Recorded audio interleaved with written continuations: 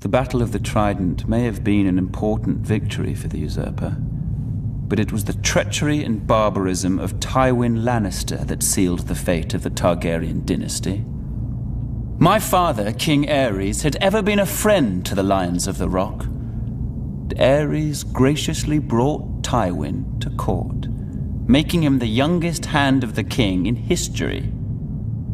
He gave him power. He gave him respect.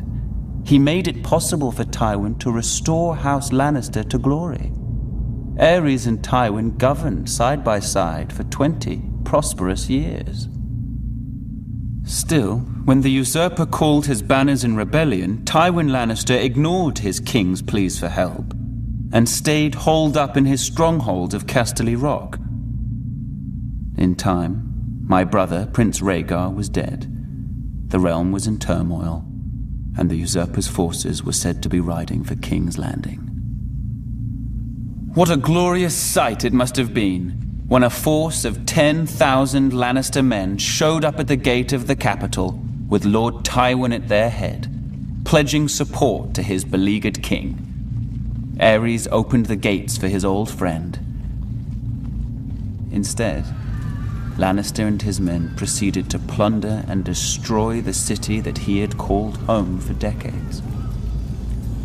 As the capital was ravaged and its people terrorized, Jaime Lannister, son of Lord Tywin, proved every bit as treacherous.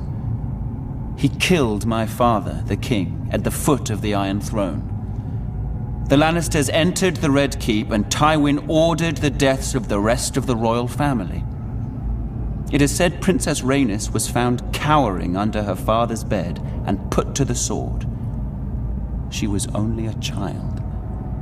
As for Rhaegar's widow, Elia, she was forced to watch as Lannister thugs dashed her baby son's head against a wall before being raped and murdered herself. As I was the heir to my father's throne, I had been spirited away to Dragonstone with my mother, Queen Rhaela, who was with child. As a raging summer storm battered the island fortress and destroyed the Targaryen fleet as it lay at anchor, my sister Daenerys was born. My mother, the Queen, died giving birth. Now, some 17 years later, the rightful king still lives in exile. But a day of reckoning is coming. I will sail west as Aegon the Dragon did centuries before. I will take back my father's throne with blood and fire. And I will punish the treacherous dogs who sought to destroy my family. And the people shall rejoice.